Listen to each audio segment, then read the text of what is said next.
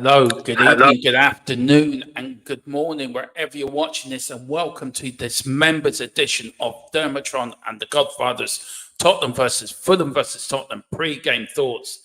And firstly, I want to welcome back the Godfather. He's been busy the last few days getting some more horses' heads from around Ireland.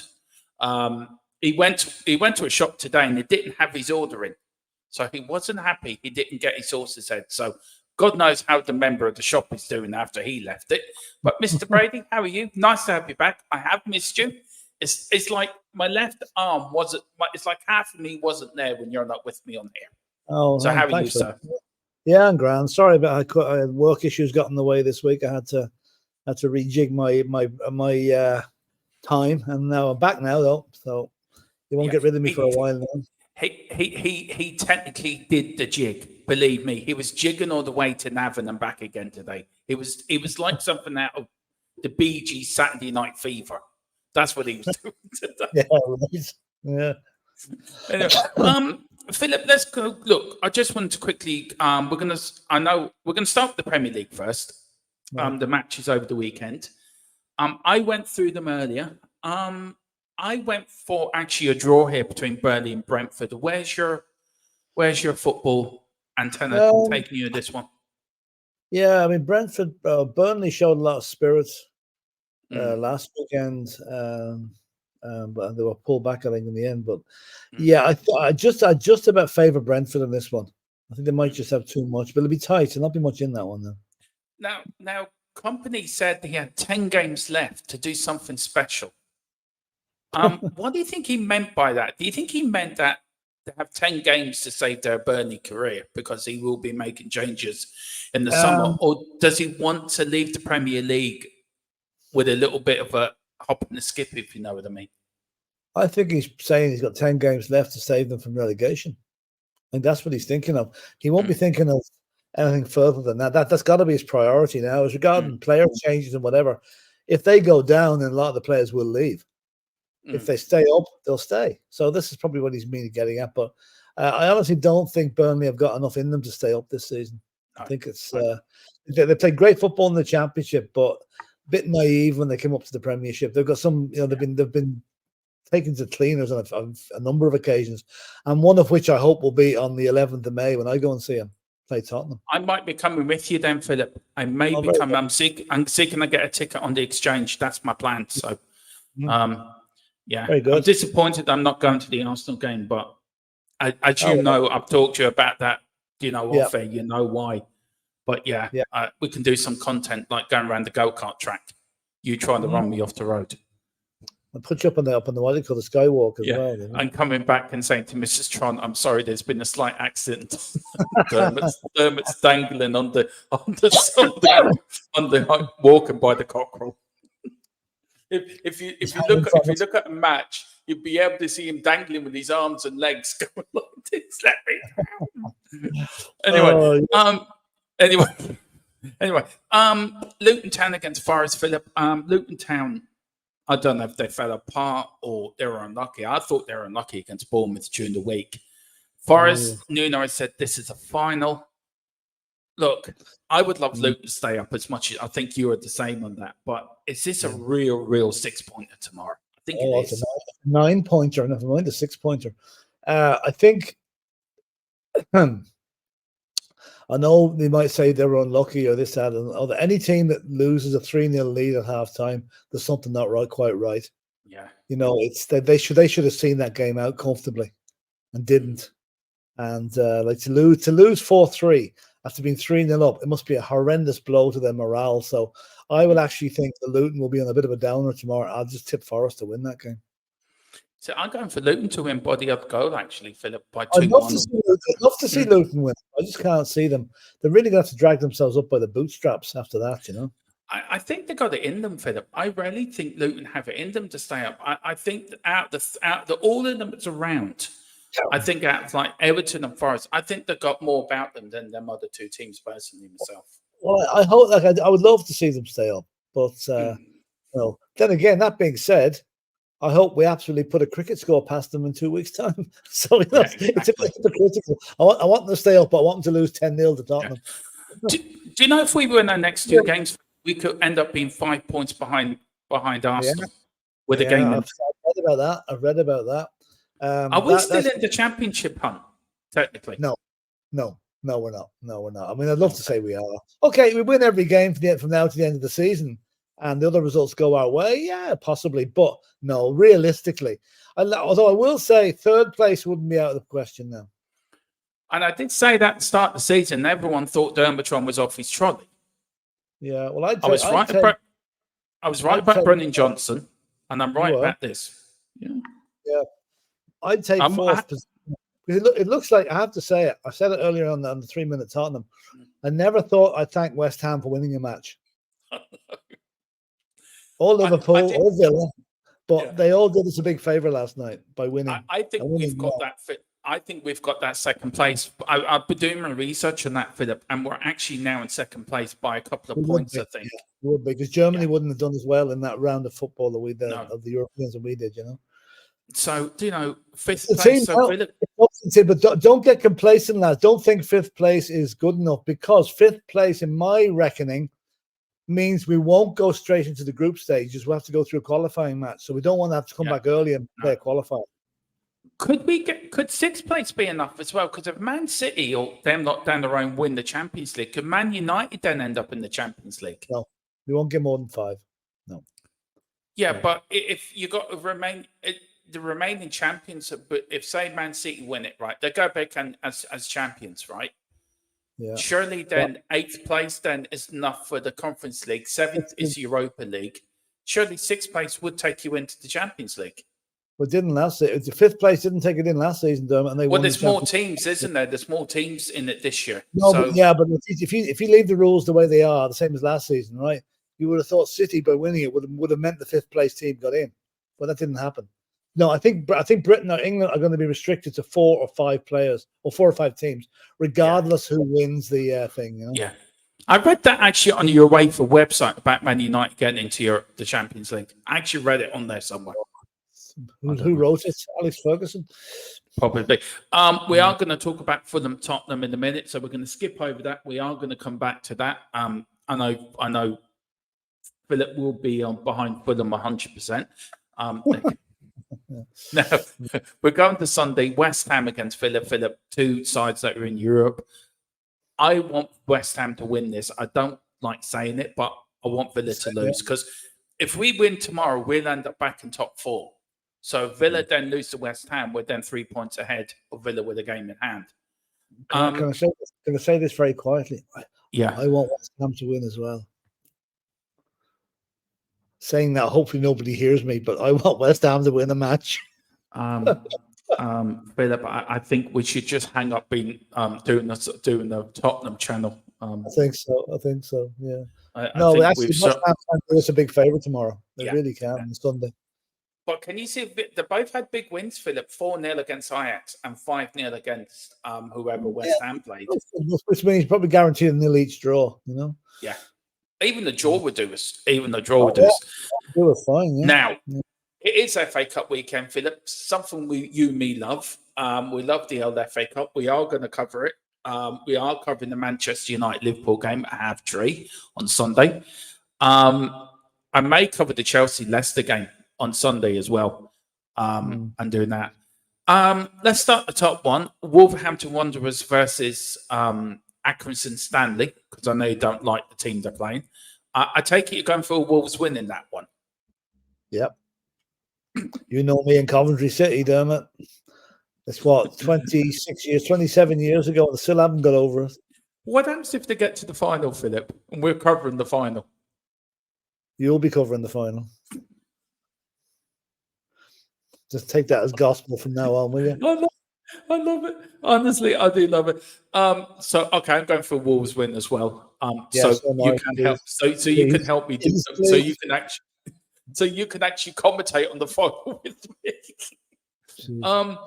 This one here, Philip. I want Newcastle to win. I think Man City will have an eye on something else. I think this is a good time to play Man City. That goalkeeper's out in the next month. Yeah, De Bruyne is out injured as well. Yeah, that's right. It's strange they're allowing two matches in different competitions at 5:30. We're playing a 5.5 in the league, and they're playing a 5.5 in the cup. Strange. Anyway, although having watched Newcastle against Chelsea, I've seen better headless chickens running around the place than Newcastle. They really are disjointed. I thought Newcastle did all right against Chelsea, to be fair. You Philip. know, That's a maybe completely different game. periods of the game they might have done that, but Mm. they look like a team that's getting this short of ideas. You Yeah. know, and unless they can just forget about the league form and go to City, as you say, hope City got their eyes on bigger things. But I'd be surprised. I mean, Haaland could have a field day against that Newcastle defense. You know, Yeah. I hope he doesn't, but I can only see a City win there, I'm afraid. Now, of course, St. Patrick's Day on Sunday. Philip will be at the parade, watching the lovely parade up in Leitrim. I'm not going to the one in Gorey because technically it's a waste of time. We've got the crappiest St. Patrick's parade in Ireland, I think. Swear to God, we do. Yeah, there's one up the road here about 4 miles away. My God, I won't bother going to it. I might, but probably won't. You went last year. Yeah, I did. Yeah, because there was no matches on against. There was no matches on last year. It's actually clashes with the Liverpool United game. So, are we doing the Chelsea Leicester game then? I'll do one. I might not be around for the two of them, but be around for the United Liverpool. Yeah, we'll do that. Will that be Chelsea Leicester? Where are you going for? I'm going for a Leicester win on that one, Philip. Where are you going for that one? I'd love to see Leicester win, but I think Chelsea will win. Do you? Although Jamie Vardy will cause Chelsea trouble, you know. I'll tell you one thing: the one player that's going to swing that for Chelsea is Cole Palmer. He is a class act. I have to say, he's really good player. That goal he scored against Newcastle, what a shot! It was a cracker. It was, and also the first one where Jackson scored. Well, that was Jackson did well there to flick it in. You know, he was probably aiming for the corner flag. I'm not convinced on Jackson. I think he's useless. I think he's a bit of a for every goal he scores, he'll miss 7 or 8 of them. You know, is this important for Poch to win because of his job security and also for his long-term future at Chelsea? Poch is okay till the summer. I wouldn't like to look at his long-term security because Todd Bowley will probably hire a performing chimpanzee from the circus instead of him next summer, you know. What was the one in Tarzan? What was the chimp in Tarzan? What was it? What was he called? God. You know what I mean? Yeah, I know. Mm-hmm. And then, of course, the big one, Philip, the big derby. It's the game of the weekend for me, apart from our game, but this is the other game of the weekend. United against Liverpool. Massive rivalry between two big footballing cities. I'm going for United to win because I have similar vibes from Fergie winning the FA Cup in 1990, Philip, somehow. I just think that the names on that might be enough to save Ten Hag's job. Where are you going? Do you think the Klopp effect for them, do you think it'd be enough? Who are you going for? I'm going for Liverpool. I think the emotion of Klopp's leaving is going to drive them along. And I think they're going to be very hard to stop. Like I still think City will win the league, but it's going to be very, very tight because Liverpool will be right on their shoulder. But I think they'll have too much for United tomorrow. Yeah. So your semi-final, Philip, what's your for? It'll be Wolves, Man City, Chelsea, and Liverpool. I'm going for Wolves, Newcastle, Leicester, and Man United. That's my semi-final. Now, we won one of them. Yeah.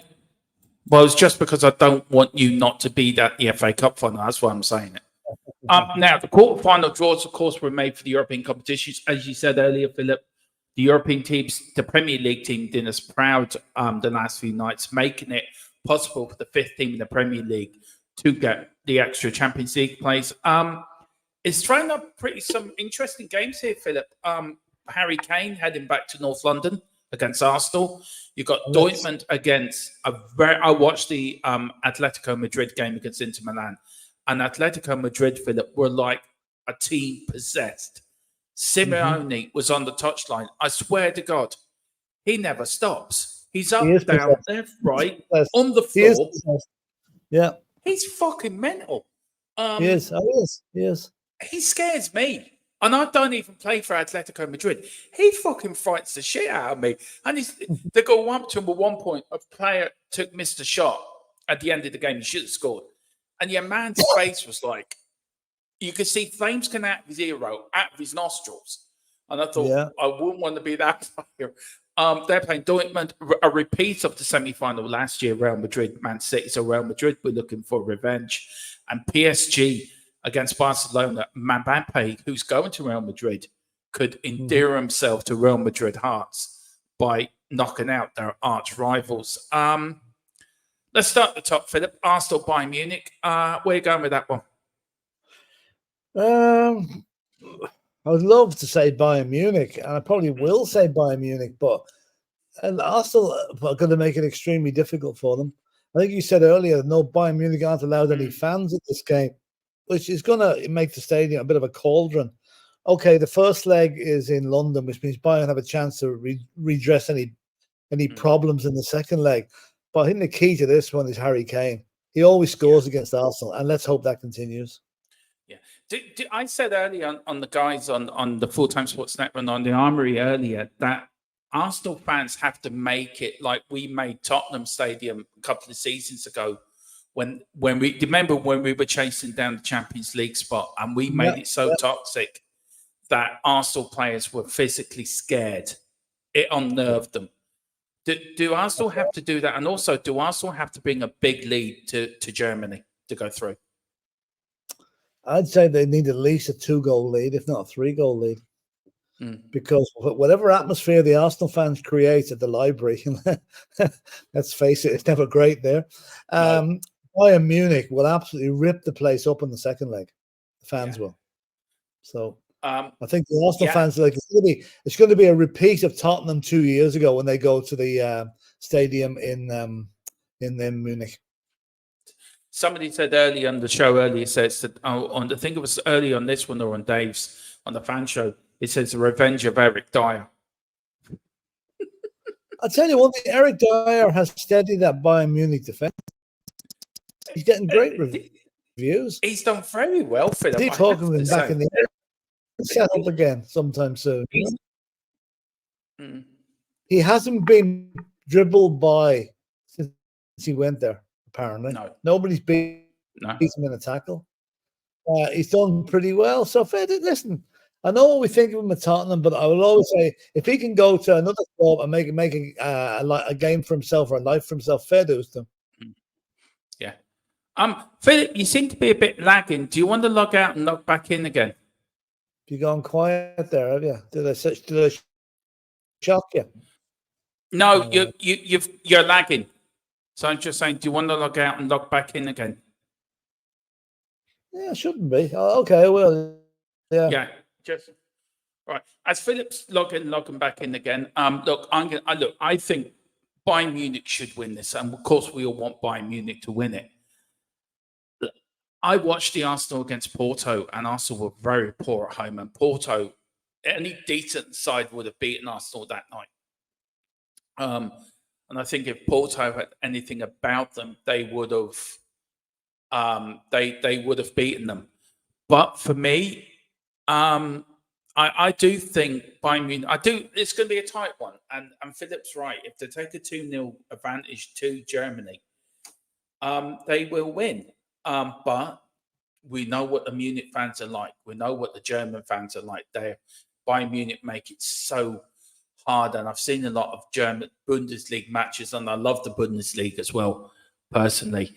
And it's absolutely mental over there. Bring beers in there. It's a great occasion.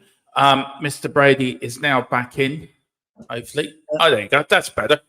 I just moved because my battery was about to go dead, so I just plugged it in there. So. Oh, there you go. Right. Atletico Madrid, Philip, against Dortmund. As I said, I saw the Madrid Milan game. Mental. Absolutely mental.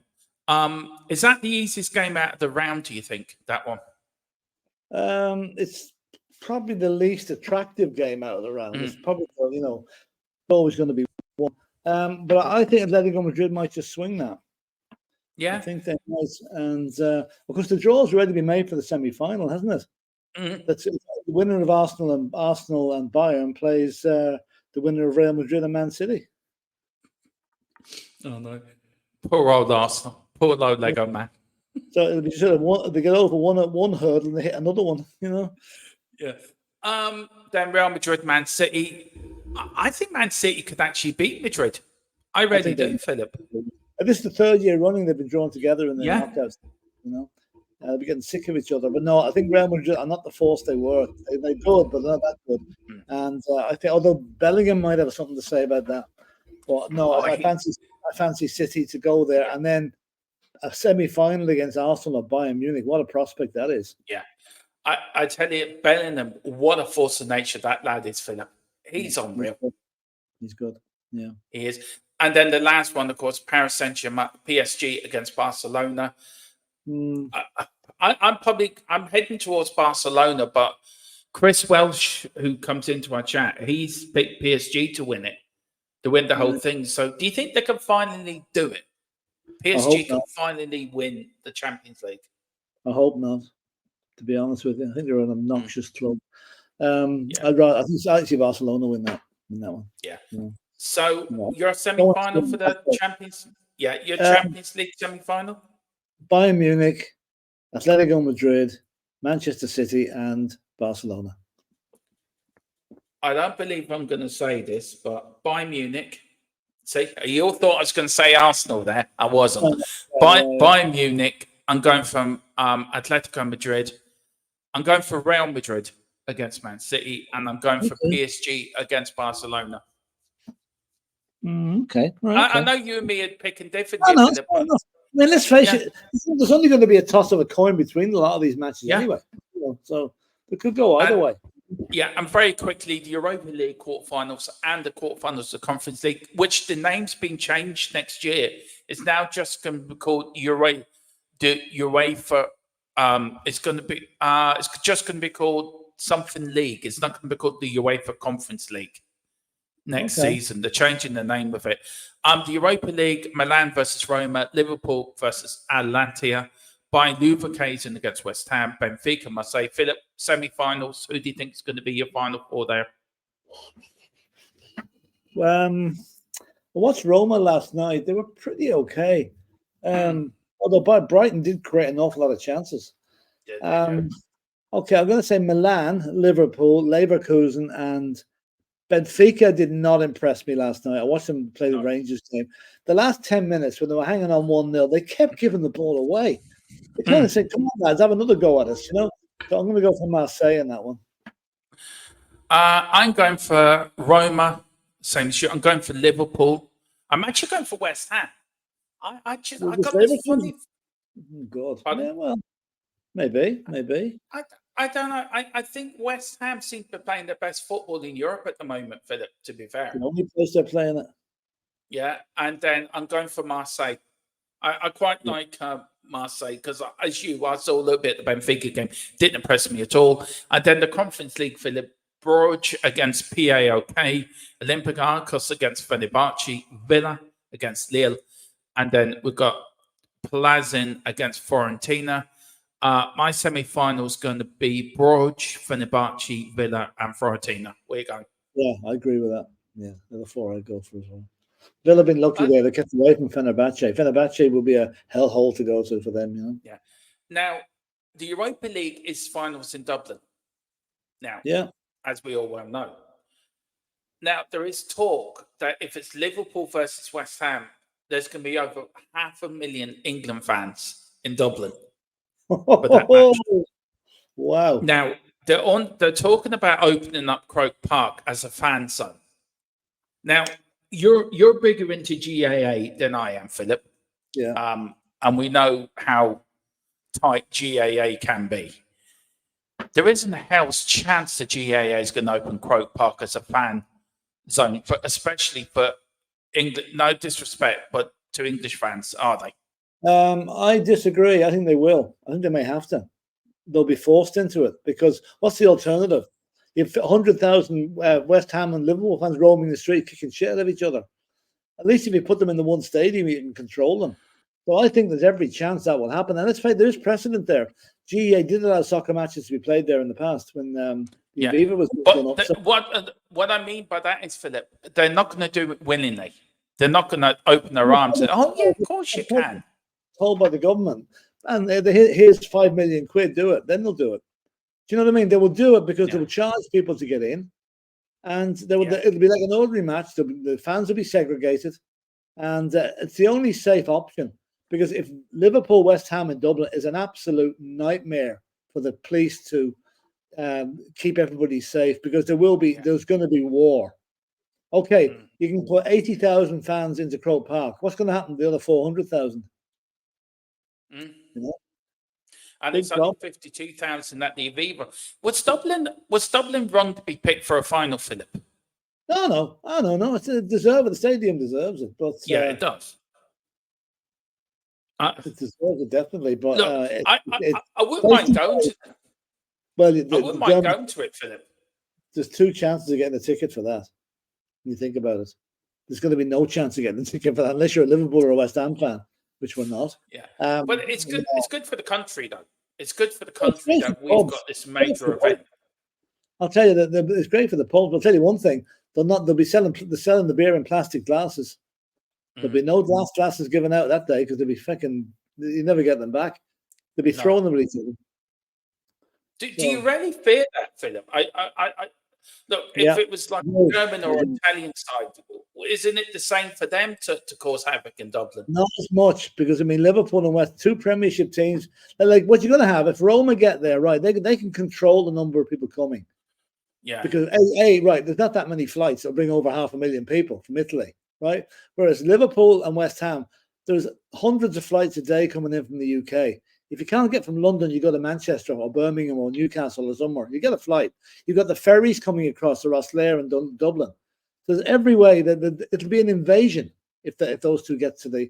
And I'd say there are people in UEFA at the moment saying the rosary that doesn't happen.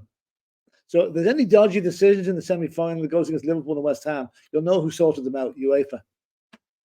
It's going to be very interesting, actually, Philip, to be fair. It's a very good point, actually. Yeah. It's a very, very good point. Look, who's going to win the Europa League? Just quickly. Liverpool. And who's going to win the Conference League? I'm going to go for Villa or Fiorentina. I'm going for Liverpool as well with you, and I'm going for Villa for the Conference League. And who's going to be Champions League winners? Manchester City. I'm actually going for Atletico Madrid. They're my dark horse.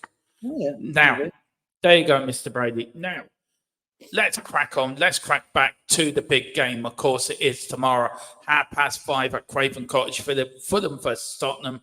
Good chance to go back into top 4.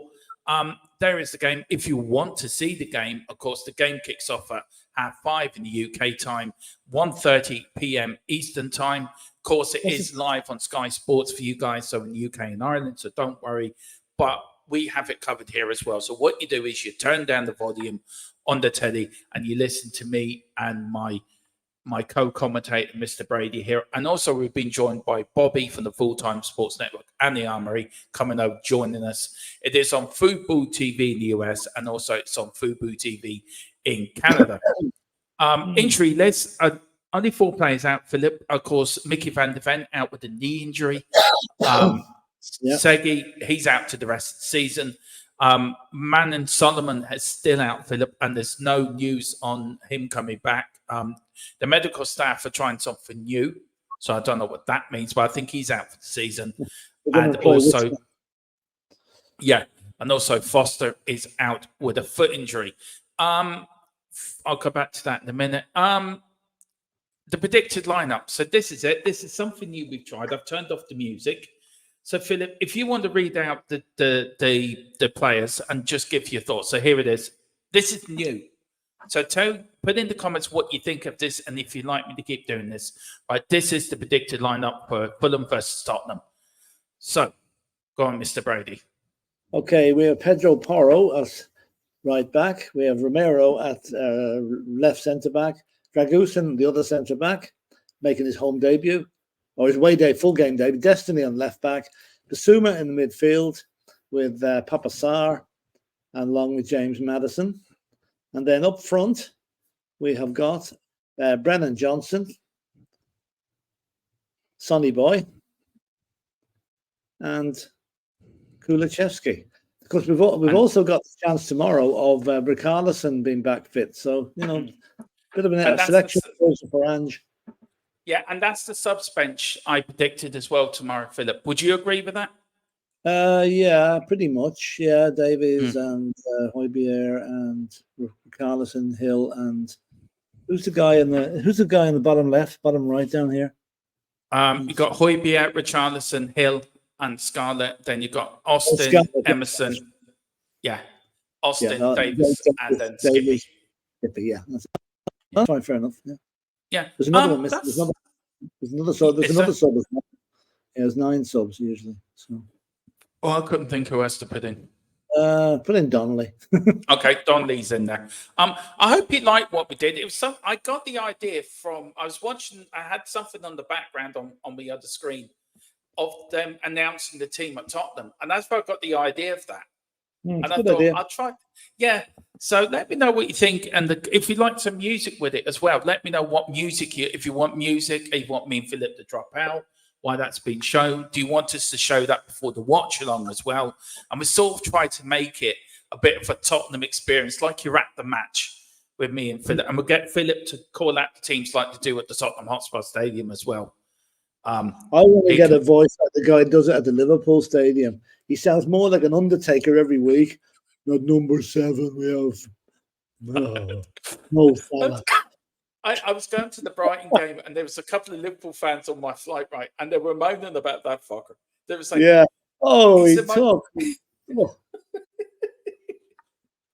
Now, Philip, what do you want for tomorrow? What do you want to see tomorrow? I want more of Villa, right? Mm-hmm. Villa repeated for 90 minutes. I want 3 points. I want a convincing performance. I want a clean sheet. I want Sonny to score a bag full. And Werner getting the score sheet again if he comes on. That's the one you forgot about, Werner. That's the sub. Werner. That's it. Yeah. I think Spurs or Villa are a better team than Fulham. Although Fulham have had some good results. They hammered Brighton. They've done well against some of the teams. But I think they will be wary of us tomorrow. They'll be wary of us. Villa were wary of us last week, and look what happened. That was to their cost. Maybe Fulham will be a little bit more expansive. Maybe they'll come at us a bit more. Like I fully expected Villa to come at us for the first 10 minutes last Saturday. It did not happen. We didn't let them. No. So I think the confidence gained in that result will carry forward to tomorrow. And I'd be very, very surprised with anything but a Tottenham win tomorrow. Yeah. And also, if you look at, we got revenge because of what happened early in the season as well, Philip. And I've gone on and I've said it on the predicted pre-match with Dave's on there, and I said it on the fan show tonight. I back Ange what he did that night. I've got no problem for what he did that night because he had no other option, Philip, to choose these to see how these players who have now left, how they cope with the pressure of playing a match. So are we going to see a completely different Tottenham than we did back in early at the start of the season? I want to see the Tottenham that we had in the first 7 or 8 league games, 10 league games, when nobody could cope with us, really. Brentford were the only side that coped with us, and we drew with them. I want to see us push on from yesterday. Our style of football is... I know people say that some teams have copped onto us and that, but copping onto us one thing, but actually dealing with it is another. And Villa just did not deal with it. No, they're absolutely. Villa came back last night and beat only a half decent Ajax side. You know what would we have done? What would we have done to Ajax if we played them? You know, I know. Yeah.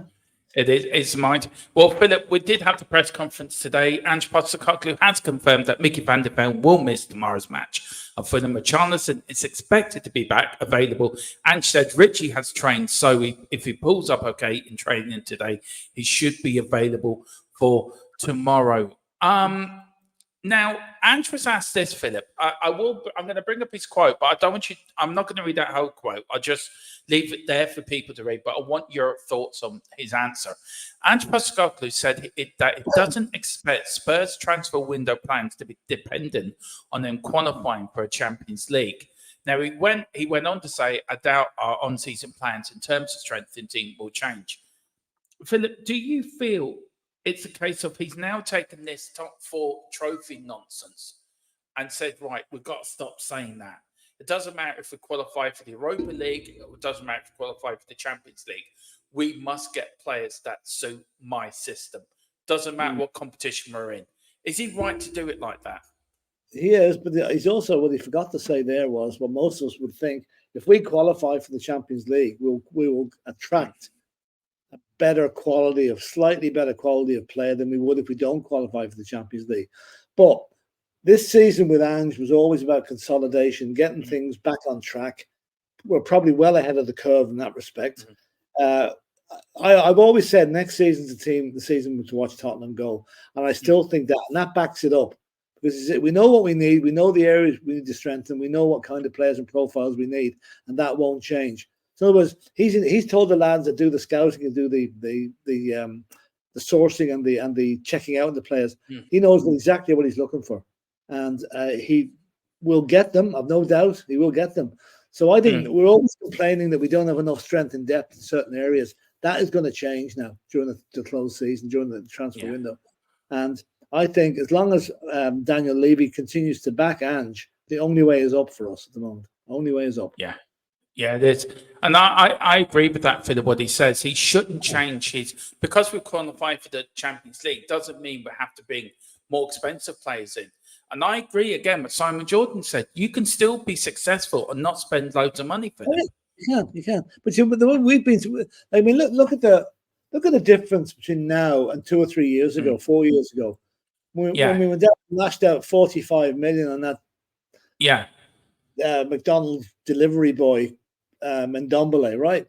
Then this season, we had people crying out for us to sign David Raya for 40 million. We got Vicario for less than half that. Where's the poor boys now? He's turning into the best goalkeeper in the league. You know, we've got players at a bargain basement price because the scouting was so good. And we got them before the other teams even got near them. And look at the new guy, Lucas Bergvall, coming in the summer. Half the teams in Europe are after him, and we've got him. Yeah, this is the whole, what's the word I'm looking for? The whole scouting and player identification side of Tottenham has been totally revolutionised for the good. Yeah, I agree with you, Philip. Look, I just want to bring something up here very quickly, Philip, that I put together for the podcast, and it sort of makes your point, right? I can't bring it up because I don't know where it is. No, I haven't got it. About Tottenham have the last 3 seasons, Philip, if you take away or multiply or add, however I did it, Tottenham made a profit of 451 million. In transfers. Wow. There was one season but we spent 254 million last summer. So does that make his point that we don't have to spend big? Does that make Simon Jordan's point as well? You don't have to spend big. Big is relative, right? Yeah. No, big is 100 million. We're never going to spend that. No way. No. Wouldn't want us to. No. Big is 20 million is big, right? Yeah. If the player's not worth 20 million. But I think that's where our scouting system now is improved to the level we're not going to we're not going to pay ridiculous prices for a player who's not worth the money that they're looking to pay us to buy him for. We're going to go for players that are readily available, that are keen, that are young. Look at the average age of the Spurs team. There was Sonny was the only starter on Sunday that was over 30. Yeah. You know, I mean, they're all 20, 21, 22, 23. Most of them. So, no, it's like, I mean, if I was any other club now, I'd be looking at Spurs as a role model for the future. If I'm paying 100 million for a player, buy them in, get them not cheap, but get them at reasonable prices, but get players that can prove themselves to be worth the money that we actually did pay for them. Which, let's face it, a lot of these 50, 60 million pound buys have been they've bombed. They've done nothing. Look at your man Calvin Phillips. Went from Leeds to Man City, could hardly get a kick. He's now gone to West Ham and he can't even kick. Yeah. You know? Now, before we get on to Bentancur, There was a video out this week, Philip, with little Owen Bright and some of his mates. Now, Owen has got Down syndrome, and as well as you know, Philip, my youngest daughter had that. She passed away, God, 20 years ago now. But it tugged at my heartstrings when I saw that. Yeah, and I saw that. How good was it the club do things like that? And it goes unnoticed, Philip. And Levy does a lot of work behind the scenes to that as well. Yeah. Look, Well, not everyone's going to agree with me just because I have a personal history of this. And Down syndrome children are the most loveliest children. All children are lovely, but these Down syndrome children are they always love you a bit more. Do you know what I'm getting at, Philip? Yeah. And because my Ruby was the same. Of course she was. I'm sorry. I mean, we've done this twice in 2 weeks now. Remember the young lad with was it MS? Well, no, it wasn't. Oh God, what the heck was it? Anyway, with James Madison. I know what you mean. With James Madison. I mean, he was 6 years of age, and the team walked out against Wolves, and James Madison walked out alongside them. I mean, and the whole crowd just stood up and applauded. I mean, that young lad will never, ever, ever forget that day, right? No. And it's got a good lot of publicity. And this is the same thing. The young lad, Oliver, that came out there, Down syndrome. I mean, it's things like that Daniel Levy will never get any credit for. But that will mean so much to the people. And anyone that has that particular illness, it'll mean so much to them because they can see that people are aware of it. People are willing to help, willing to give someone the day of their lives. And I think Spurs have become one of the most progressive clubs when it comes to treating people not just as fortunate as the rest of us, but giving them the time of their lives. I think it's fantastic. As I said earlier, it pulled at my heartstrings, and because absolutely. It's close to me, I just thought fair play. And I love this bit of it here where he says it. Let me get it. He says, "There's no better feeling. As much as we understand, particularly the players, they are their heroes, and the joy to give them, we get an equal joy out of it. It's such a fantastic feeling to see people who are passionate about their football club." And the other bit is, as I walked out and saw a bunch of Spurs supporters buzzing.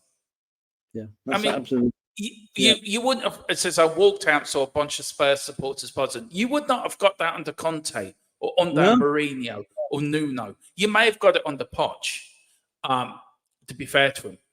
But I just it pulled at my heartstrings, Philip, and I fair play to the club, and I said it on Dave's as well. Big up to the club for that, because I think that needs to be said as well. Big up to Daniel Levy and everyone at the club for this. The young lad, Sam, he's actually cerebral palsy, what he has. So that's he found it. He only walked unaided there earlier in the year, and that's how I mean it's. But just to see his little face.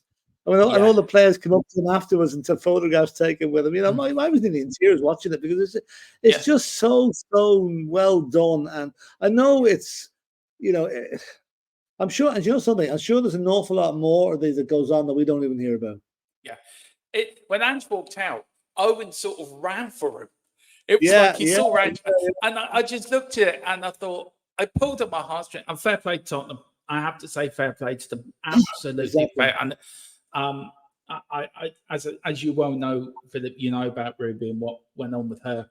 It means a hell of a lot. And it pulls at my heartstrings because of everything I went through with her. And to see the club doing that, even 20 odd years later, to see the club do something like that, and I big the club up on Dave's, and I'll big the club up. And fair play to Daniel Levy. Very well done, sir. And we all appreciate that as fans. Fair play to you. Now, Bentoncourt, last bit on, he did a little bit of an interview following the lovely letter by Kulu about his life, which was brilliant. And well done on the 3-minute Tottenham this morning. Absolutely perfect as always. Really enjoyed watching it for 3 minutes. I watched it again because I didn't get a lot what you said the first time. I watched it for 6 minutes. So there you go.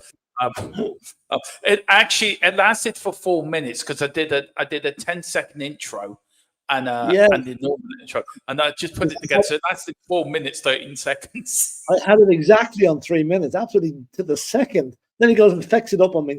Geez, hard to get staff these days. It really is. I enjoyed it though. I did enjoy it.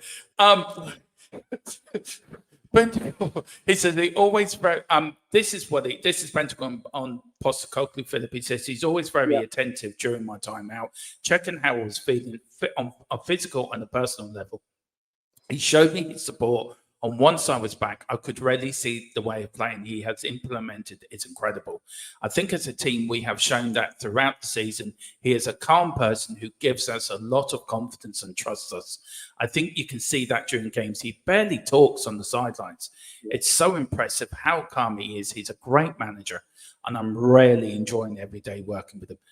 Philip, does that show that Tottenham at last, finally, we've got our Bill Nick and Arthur Rowe and Keith Birkinshaw all in one lump sum? Yep. We've got a manager or a coach, whatever he's called, that universally loved by the players. I mean, I said this to you earlier. If you notice the reaction of the Spurs players when a goal goes in, it's unbridled joy. You see James Maddison, you see the pumping everybody up. I mean, I think Romero coming up and give somebody a kick in the ass. It's just, it's brilliant to see it, because I've seen teams score goals and there's barely been they barely celebrate with each other. Those boys, they're like, I'm reading a lot about the First World War at the minute, right? And the guys that went into the trenches, they're called the PALS Battalion. They were workmates who would die for each other. Yeah. And unfortunately, in the First World War, most of them did. But there was the same reaction. These guys would die for each other.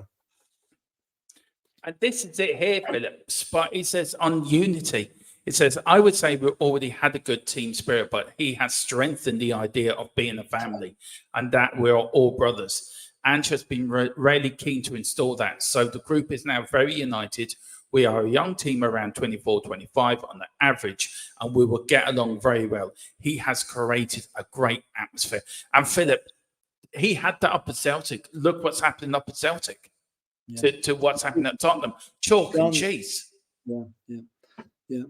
That's why the Celtic fans were so upset that he left them, because they knew what was coming. They couldn't possibly reach the heights they did under Ange, and they've been proven right, and we've been the beneficiaries of it now. I think it's absolutely brilliant. But I also have to look at his reaction, and when Spurs score, he'll go like that.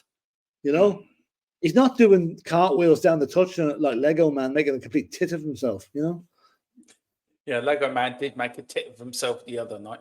I thought at one point at half-time he was going to play You Never Walk Alone in the dressing room, just the Arsenal players, so that they wouldn't feel that.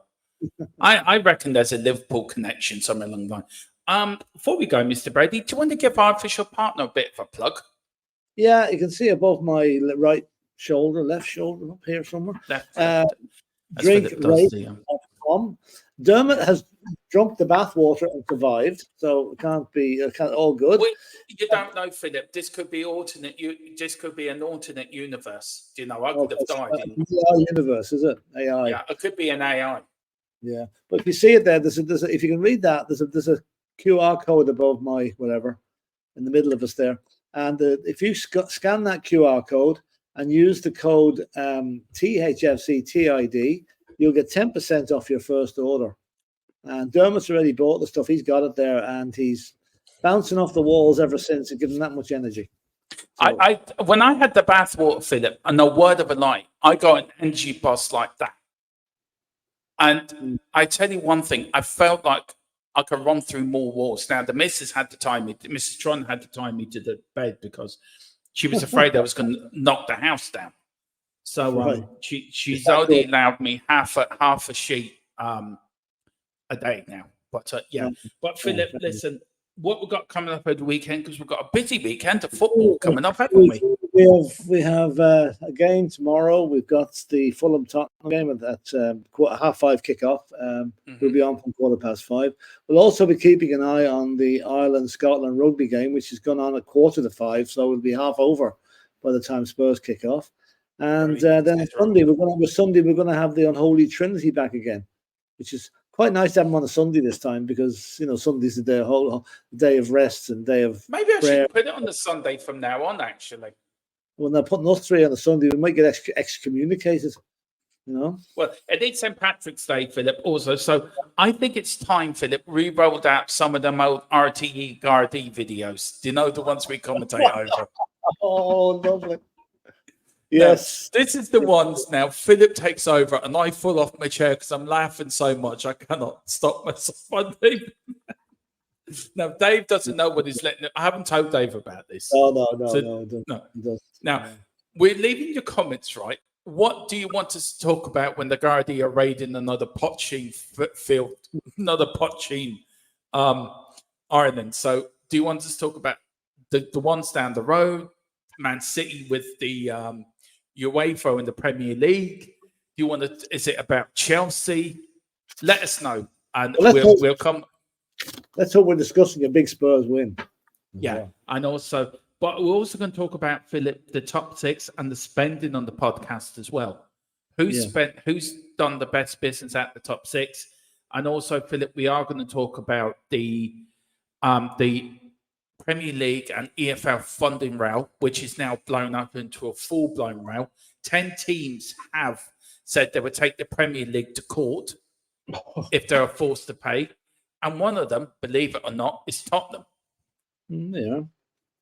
They've offered they turned down a 900 million funding round.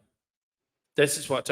Now, I said the other day on Wednesday when I broke this about this, I said the Premier League could give the NFL and all the teams 1 billion over 5 years.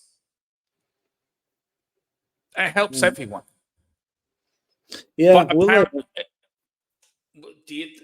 and then we've got the matches. You want? Yeah. Sorry, Philip. No, I must read up about that. I've been out the loop a bit on that sort of stuff. I'll read up about it now before Sunday. Yeah, so and we've got the Man United Liverpool game as well, haven't we? Yeah, that's at 5:30 on Sunday. Yeah, Sunday. And next week we turn international. We turn all Irish, all green, because it's the boys in green we're after. So we've got 2 games next week, Philip. Belgium and who else are we playing? Switzerland. And do you know what? It'll be the first Irish game I'm going to be really looking forward to. Yeah. It's the first one without my mate. You're a big John O'Shea fan, aren't you? John O'Shea's getting the job. You know that as well as I do. We're going to talk to Dave about that as well on Sunday. Mm-hmm. Well, listen, this has gone on longer than I thought it would. But thank you so much. Philip, thank you for your time. I know you've been busy, so I really appreciate you spending some time. What are you up to for the rest of the evening? What am I going to do for the rest of the evening? Get a doll made up of the boy in the parts department in a certain garage to stick pins in it.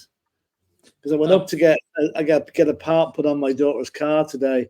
She's been waiting 6 months for it, and they got the wrong bloody part, so I've got to go back again in 3 weeks. And I take it Mrs. Brady's out playing bridge tonight. Oh, what else? What else? Is she gone for the weekend? Have you got the house to yourself for the whole week? She'll be home now in an hour. All right. So you have to behave yourself tomorrow now. I always behave myself most of the time. No, you don't. Most of the time. It's all the horse's heads you got in your cupboard. I know. She's getting a bit sick of them, actually. You know. Do you have names on them, Philip? Can I ask? Do you put names on them so you know who to take out for who? Yeah, actually, I've got names. I've got Ian Wright, Thierry Henry, Paul Merson, Charlie High, Dennis Bergkamp. Who else have I got? Frank McClintock, going back a bit. Yeah. You got who was Charlie Hotty's? What was Dex T-Shock? What was his name? He came in before Karen. Bertie Ahern. We've got Bertie Ahern. Yeah. Okay, I got Bertie all right. And yeah, Charlie. So I'm growing. My collection is growing. All right. Might be a few more now. You know. We do have to do a stream before the Irish election, right, on the Gubu. Oh, yes. I'll tell you one thing very quickly, guys, before we end up. Philip, it's the most bizarre set of circumstances I was a little kid through this, so living in Ireland. You were slightly older than me. It was very weird, wasn't it? Well, what's this Gubu? Anyone that doesn't know what Gubu stands for, it was coined by one of the newspapers during the 1980s to describe the political situation in Ireland. and this will show you how bad it was. GUBU stands for grotesque, unbelievable, bizarre, and unprecedented. So one of them was a murderer was found in the Attorney General's flat. As you do, you know, as you do. To this day, I still don't know how he got in there.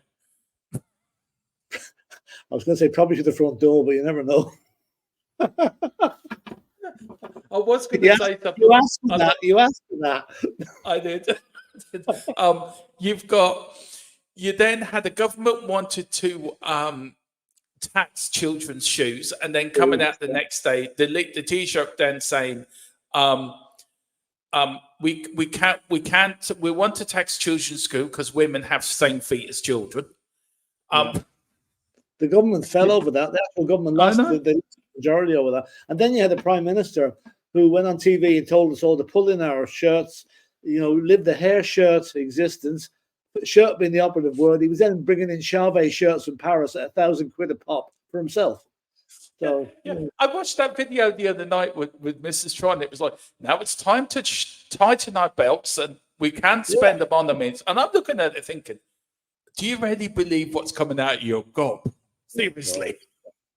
Incredible. So anyway, we are going to do, before the Irish election, we are going to do that video because, Philip, it's worth doing. It is bizarre. It really is. It's funny as well. No politicians watching it. I hope there's no politicians watching it. Because we're going to go to town on that. We're going to go to town on it. To be fair, Philip, it's funny. If you really look back at it now, it is blooming hilariously funny. But I mean, we looked at the thing at the time. Inflation was about 20%. Yeah. You know, bank interest rates were about the same, 25%. You know, madness. Yeah. And can I just say one more thing before we go? The so-called Taoiseach at the time did have £1 million overdraft, which he was about to be forced closed on. Got the top job, went to the bank, shoved out a check that he borrowed from the Minister of Finance. And that was it. He was clear. Yeah. If that was you and me, we'd have lost our house and everything. Yeah, that's it. Oh, yeah. Yeah. So on that bombshell. We shall leave it at that. See you tomorrow. We'll leave it at that. We'll see you tomorrow. We'll be on at 5:15 because me, Philip, and Bobby from Full Time Sport is joining us. So please make him feel welcome. Yeah. Don't. Just. No, he's an Arsenal fan, so just apparently he wants to see you say I'm leaving and still been there 10 minutes later, Philip, if we lose. Right, okay. Hopefully not tomorrow. I did mention that today on the show, and I was going, if you're watching Mr. Brady, I apologise. I wasn't actually, I was driving. Anyway, well, listen, we are back tomorrow at 5:15. We're actually, I don't know if you're on Dave's earlier, are you? I don't know. He hasn't asked me yet. I'm so unreliable when it comes to that. He probably won't bother, you know. Okay, well, I'm on Dave's before the match, and then Philip will be here. So whatever you do, see you tomorrow. Come on, you Spurs. Come on, you Spurs. In Big Ange we trust. Now, which is the one we go out on? There's Philip shaking his head, thinking, Jesus, Mary, and Joseph. What have I got here? Who have I got to work with? Bye-bye. Just looking at who's winning League of Ireland. Oh, Shamrock Rovers nil each. There you go. That's just disappointing for the season. Bye.